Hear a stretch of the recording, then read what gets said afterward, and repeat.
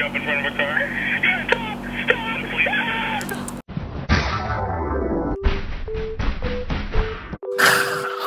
Hey guys, it's Nessie and welcome back to Neror. Selamat berlibur semuanya. Dan untuk menemani kalian berlibur, hari ini kita akan membahas dan mendengar salah satu OG Neror yang sampai hari ini paling banyak di request, rekaman 911 terseram. Aku nggak ngerti kenapa kita udah melakukan ini sampai 8 part, tapi di setiap video masih aja ada yang request. Tapi Neror is what you want, you will get. Apa yang kalian mau, kalian akan dapatkan. Buat kalian yang baru join Neroris, yang baru-baru ini aja nonton Neror, 911 atau 911 adalah nomor operator darurat di Amerika Serikat. Jadi orang-orang yang menelpon 911 adalah orang-orang yang membutuhkan assistance atau bantuan di saat-saat paling genting, paling mengerikan di hidup mereka. Dan hari ini kita akan sekali lagi mendengarkan, melihat, dan membahas rekaman-rekaman darurat 911 yang paling mengerikan. So without any further ado, stop senyum-senyum, cause shit's about to go down. Oke, kita akan mulai video kali ini dengan kasusnya Daniel Lambert. Daniel A. Lambert dan Catherine Lambert adalah sepasang suami istri yang sudah menikah selama 30 tahun dan memiliki 2 orang anak laki-laki. Selama mereka menikah, mereka terkenal sebagai pasangan yang harmonis, gak pernah berantem besar di luar batas normal. Suatu hari, Daniel itu ketahuan selingkuh. Dan hal itu memicu perdebatan dan pertengkaran yang besar banget di keluarga kecil ini. Daniel sama Catherine berantem, dan bahkan kata teman-temannya Catherine, Daniel nih udah mulai main tangan. Pada 15 Mei tahun 2015, oh my god, tepat 6 tahun yang lalu, Daniel sama Catherine bertengkar besar banget di garasi rumah mereka. Gak lama setelah mereka berantem, Daniel mengambil HP-nya dan menelpon 911. Dan inilah rekamannya. Oke. Oke, kita dengarkan bareng-bareng. 1, 2, 3. I need help. My wife's bleeding on the garage floor. What's your address, sir? 411 Riverside. We're in Rossfordville. Hey, what's your name? Dan. My name is Dan. Alright, Dan, your callback is... Oh no, istrinya berdarah. Yes, that's it. Do we know how she got on the floor? Do not. I just walked out in the garage and here she was. Is she awake at all? She's breathing, but there's nothing to her. She's just breathing. There's no anything. All right, listen. She's breathing. That's the important thing, okay? Where is she bleeding from? I can't tell. Her head looks to be like she hit her head or something. Listen, you need to be strong for her right now, okay? You don't see blood coming from anywhere else, right? No, her face is covered in it. The garage floor is covered in it. I'm covered in it. The hair. I don't know. I can't move her, so I can't tell where it's coming from. That's okay. I don't want you to move her. Okay. Sweetie. Was there a ladder or anything, like she was climbing on something, or? No, she's right outside her car in the garage. Okay. Did she just get home? Yeah, a little bit ago, I guess. Must have been. I've been texting her, wondering where she's at. She had an appointment with one of her people, and came out here to do something where she was. She didn't wake up. Oh my god. Saat polisi tiba di sana, mereka menemukan tubuh Catherine sudah tergeletak bersimbah darah dan dia lalu dilarikan ke Mercy St. Vincent Medical Center, namun meninggal dunia 2 hari setelahnya. Sedangkan Daniel ditangkap keesokan harinya setelah dia mengakui bahwa dirinya lah yang membunuh Catherine, dan dia mengaku memukul Catherine dengan palu sebanyak 3 kali di kepala bagian belakang, mencekiknya, dan menyumpal mulutnya dengan handuk sebelum akhirnya mencuci palu, menyembunyikan handuk, dan kemudian menelpon 911. Oh my god. Berarti dia purely acting tadi tuh telepon. Sakit jiwa. Dan kayak di teleponnya tuh bener-bener believable. Aku mikirnya kayak iya dia berantem, dia ngelakuin sesuatu yang dia sesali gitu, makanya dia panik. Tapi ini premeditated banget. Tapi dia di-plan semuanya. Oh my god. Serem banget. Nikah 30 tahun. 30 tahun guys. Dan dia yang selingkuh. Gila, merinding banget. Gimana menurut kalian kasusnya Daniel ini? Bener-bener pepatah, sepandai-pandainya tupai melompat pasti akan jatuh juga. Dia udah plan segalanya di kepala dia, tetap aja kebenarannya terungkap. Next Next ada kasusnya Gina Gonzalez. Gila yang tadi. Oke.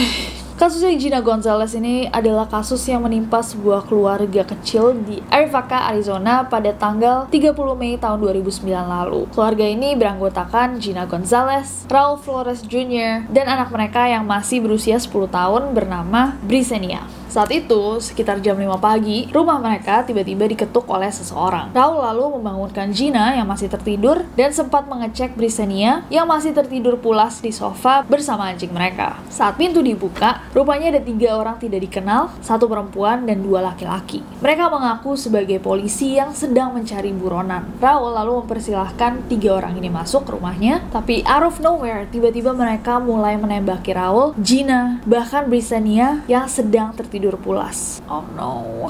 Gina yang sebenarnya masih hidup langsung pura-pura mati dan terpaksa harus menyaksikan suami dan anaknya ditembaki berkali-kali dengan mata kepalanya sendiri. Sesaat setelah orang-orang itu pergi dari rumahnya, Gina langsung mengambil telepon dan menelpon 911.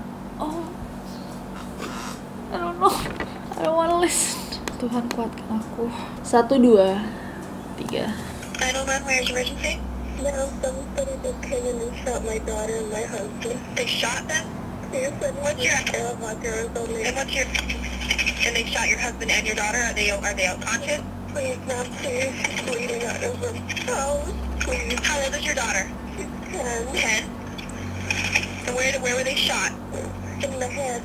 In the head. Should I pick her up so she's not bleeding? No, I want you to leave her where she is, okay? What I'm gonna do, are they still there, the people who are there that shot him? They're coming back in. They're coming back in. Do you know who they are?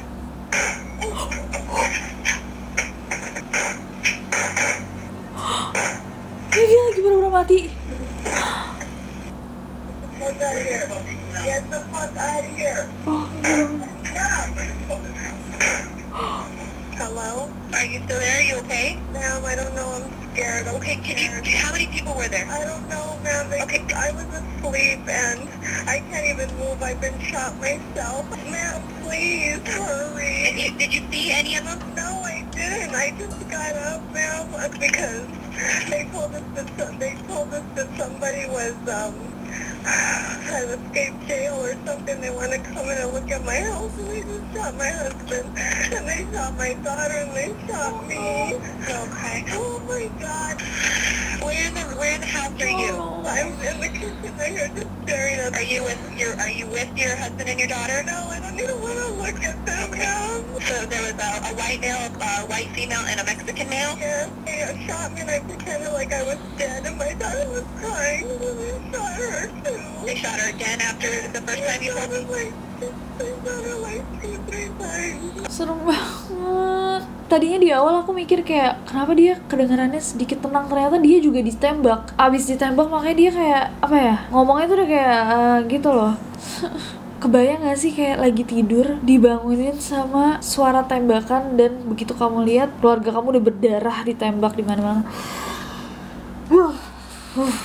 Setelah dilakukan investigasi, 3 tersangka tersebut kemudian berhasil diidentifikasi sebagai anggota kelompok pengedar narkoba Arizona, yaitu Shawna Ford, seorang founder kelompok dan seorang kriminal yang pernah terlibat dalam kasus perampokan dan prostitusi. Terus ada Jason Eugene Bush dan Albert Gaxiola. Pada tahun 2011, Shawna dan Jason dijatuhi hukuman mati, sedangkan Albert dijatuhi hukuman penjara seumur hidup tanpa parol. Bahkan kalau kriminal yang melakukan tuh mendapatkan hukuman mati, it's not gonna, walaupun dibilang justice, keadilan, menurut aku tetap nggak adil sih. Karena mereka mendapatkan hukuman itu karena mereka melakukan sesuatu, tapi orang yang dibunuh nggak ngapa-ngapain dan mereka mendapatkan hukuman yang sama. Belum lagi keluarganya dihukum seumur hidup. Traumanya kayak apa ya nggak sih? Next ada kasusnya Martha Montoya. Peristiwa ini terjadi pada tahun 2016 lalu dan menimpa seorang wanita berusia 56 tahun bernama Martha Montoya. Dia tinggal di sebuah rumah di Lake Worth, Florida bersama kedua putrinya yang berusia 16 dan 12 tahun. Dulunya memang mereka cuma tinggal bertiga doang, tapi karena penghasilan mamanya dari bekerja di Palm Beach Resort ternyata masih belum cukup buat menghidupi mereka bertiga. Akhirnya mereka menyewakan salah satu kamar di rumahnya kepada seorang pria bernama Walter Ricardo Lopez Barrios. Seiring berjalannya waktu, Walter sama Martha nih jadi jatuh cinta dan akhirnya menikah pada tahun 2011. Tapi walaupun ibunya menikahi Walter, anak-anaknya tuh emang gak suka sama laki-laki ini. Bukan purely karena dia ayah tiri, tapi karena Walter ini sering melakukan hal-hal yang tidak senonoh kepada mereka, terutama sama anak pertamanya yang umur 16 tahun. Mereka juga terus-terusan diancam kalau mereka buka mulut, maka sesuatu yang buruk akan terjadi sama mama mereka. Oh no, kasihan banget. Suatu hari si kakak cerita soal kejadian itu ke adiknya dan minta adiknya untuk diam-diam aja. Tapi si adik ini tetap ngelaporin apa yang dilakukan Walter ke kakaknya kepada ibunya. Martha kaget pas tahu dan akhirnya ngelabrak Walter. Gak sampai situ aja, Martha juga mengusir Walter dari rumahnya, bilang, "If you ever touch my daughters again, I will kill you. Kalau misalkan kamu berani menyentuh anak-anak saya lagi, saya akan bunuh kamu." Suatu pagi pada 20 Agustus tahun 2016, si adik terbangun karena teriakan mamanya, my daughters, anakku, anakku." Dia lalu bangunin kakaknya, dia ambil pisau di dapur, dan pergi ke kamar mamanya. Pas mereka buka pintu kamar mamanya, mereka melihat tubuhnya Martha udah bersimbah darah di kasurnya, dan ada Walter di sebelahnya, berdiri sambil memegang palu godam yang dilumuri darah. Walter lalu mengayunkan si palu ini ke adik, dan si adik ini lari keluar rumah untuk meminta bantuan dan meminjam HP tetangganya untuk menelpon 911. Dan ini adalah rekaman teleponnya. 1, 2, 3. 911 emergency. Hello? I woke up from a nap and I heard my mom screaming my daughter.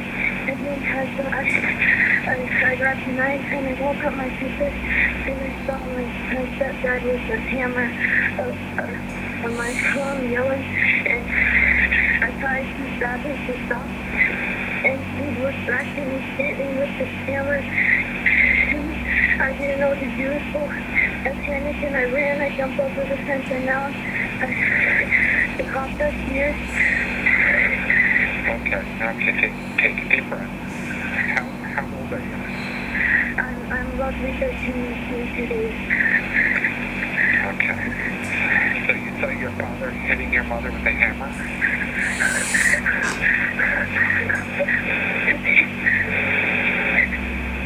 Where is the knife and who got stabbed? I don't remember where I put the knife. I think I dropped it because he hit me with his hammer on my arm.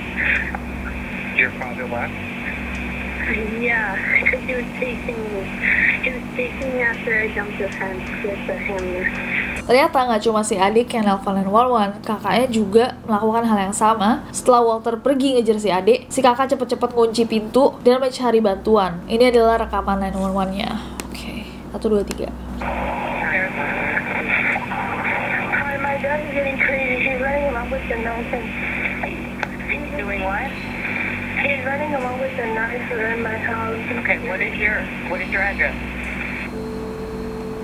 House or apartment? It's a house. Is he threatening anybody? He hurt my mom. She's bleeding on the floor. Stab her with it? I don't know. She has blood all over her face. Okay, ask her if he cut her with the knife. Mami, te pegó con el cuchillo. ¿Cómo fue? What did she say? She's unconscious. She's unconscious? Stay on the phone. Can you stay on the phone with me? Hello? Okay, so you don't know where she's bleeding from? No. Has your father been drinking? No. No? Do you know why he's running around with a knife? No.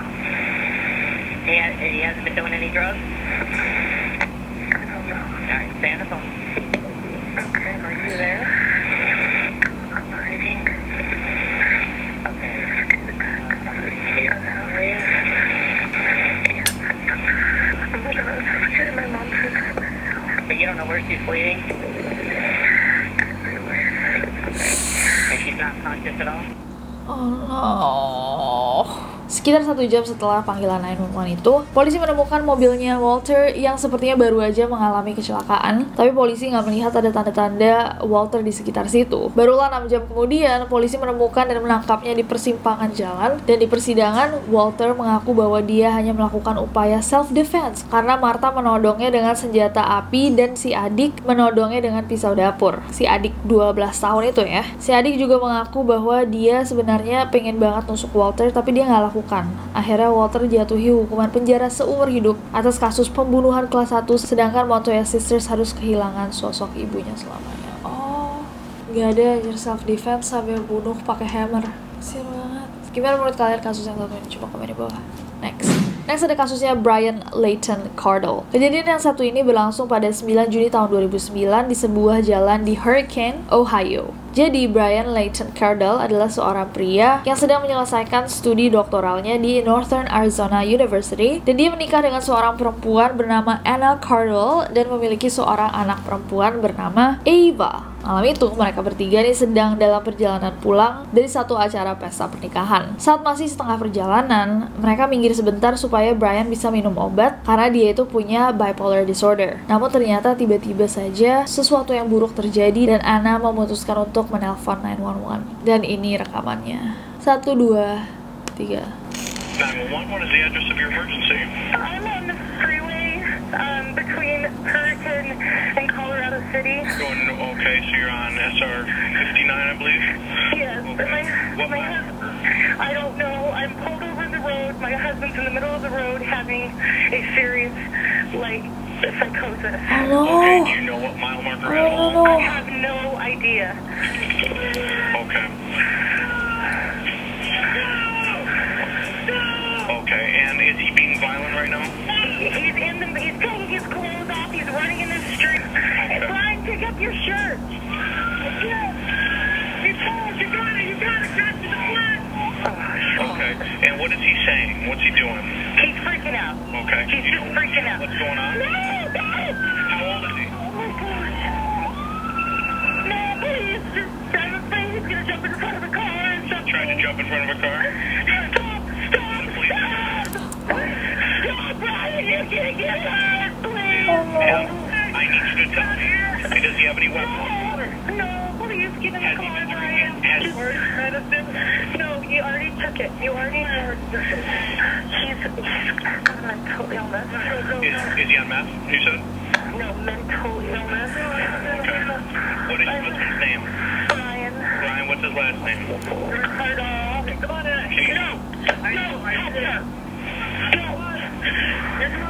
He's just having a freak out. I've given him his medicine, but it's going to take about an hour to kick in. Okay, what kind of mental illness does he have?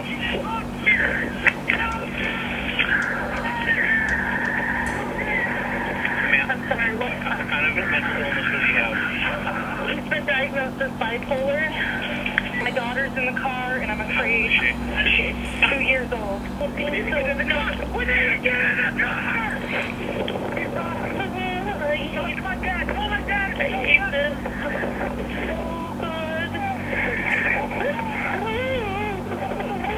My daughter doesn't do this. Saat polisi tiba di lokasi kejadian, mereka terus memerintahkan Brian untuk stay on the ground dan tenang, tapi Brian masih histeris dan tak kunjung tenang. Akhirnya petugas men-taser dia supaya keadaan bisa lebih teratasi. Sekali di taser belum tenang, Brian lalu di taser kedua kalinya. Salah satu petugas sempat bilang he went down and he tried to get up, and I told him to stay down and I tased him again. Setelah taser yang kedua, polisi mencoba memanggil-manggilnya, tapi Brian gak nyaut sama sekali. Saat dicek, ternyata Brian sudah meninggal dunia.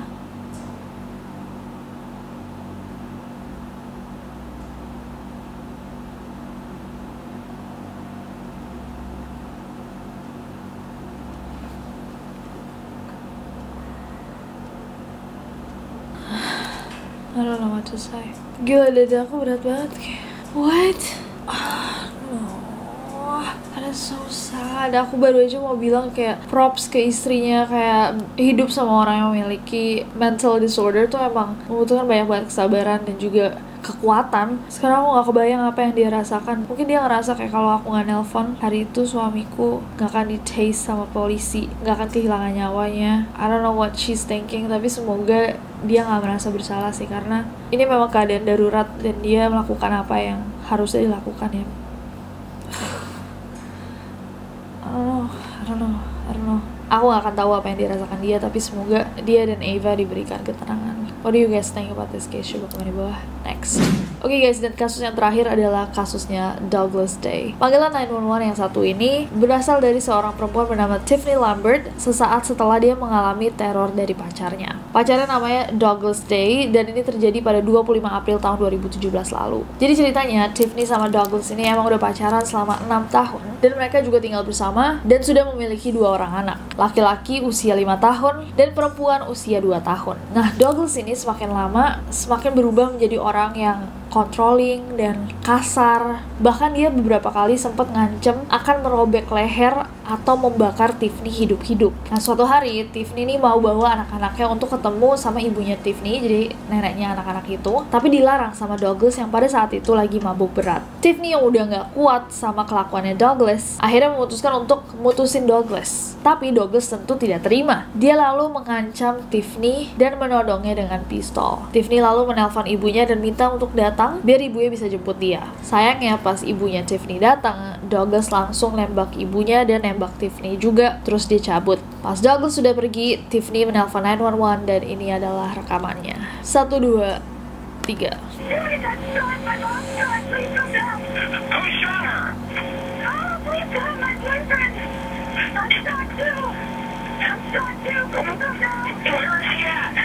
You're locked in the car. Please, my mom is shot. Please. Okay. We're sending right now. We're keep you online now. No. My mom is in the car. She's been shot so hard. What's this with my grandma? Oh, God, it hurts so bad.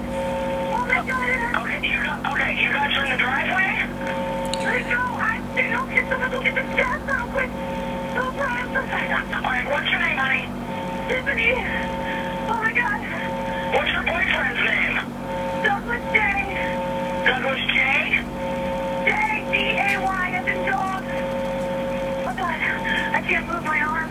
Where's your mom at, in the car? She's in the car. Is she? Okay, is she still breathing? I don't know. Is my mom like to tell you? Oh, my God. Oh, my God. Oh, my God. Oh, my God. Oh, my God. Oh, my God. My mom. Okay, we have them coming, Tiffany, okay? Where were you shot at, did you say? In my shoulder. In your shoulder? Side. My left shoulder, my lower left side. And I think my ear, maybe. Why did he do this, do you know? He was drunk, we were fighting. He was drunk. And I was weeping. Begging me to stay. Okay. When is she dead? Okay, they're coming up there. Oh my God. Oh my God, Oh my God, itu heartbreaking banget, gila. Kayak dia kesakitan banget, tapi sesekali dia inget kayak, oh my God, ibuku gitu kayak. Polisi kemudian mencari Douglas di rumah orang tuanya, tapi udah nggak ada. Polisi lalu menyisir area sekitar rumah dan berhasil menemukan Douglas sedang merintih kesakitan karena kemungkinan terjatuh di hutan. Douglas kemudian didakwa dengan pasal pembunuhan dan pencobaan pembunuhan dengan uang jaminan sebesar $1 juta. Oh, ibunya meninggal berarti? Ibunya Tiffany. Tapi Tiffany hidup. Kan Tiffany di rumah sakit. Terus anaknya tuh kan harus diasuh sama siapa kan? Akhirnya katanya jatuh ke tangan ibunya si cowok Douglas. Oke, sian aja kenapa ke ibunya. Gak ke Tiffany. Iya, gak ke Tiffany. Loh, Tiffany jadi gak boleh lihat anaknya? Dia gak dapet hak asuh anaknya, Tiffany. Kenapa?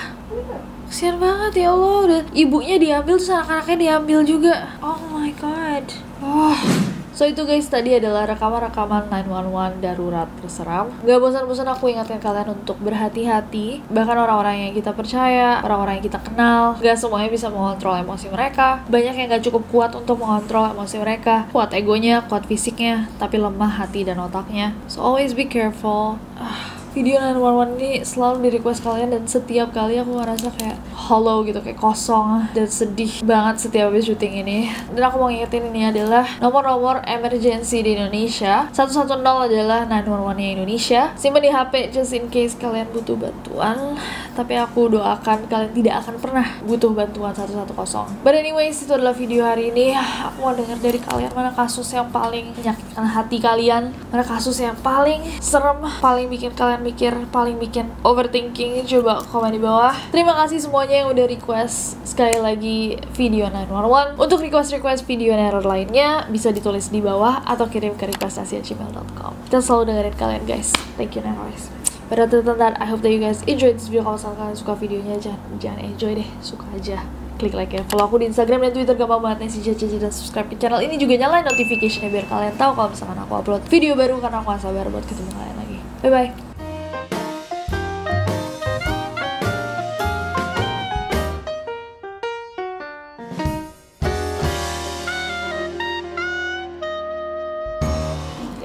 Oke.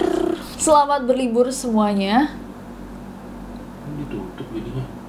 Mana tuh? Bisa berisik dia. Enak. Tuh. Itu sama aja kalau kamu buka. Kan aku anak TikTok. Lu tiktoker. Emang anak tiktok? Ya udah lah ya.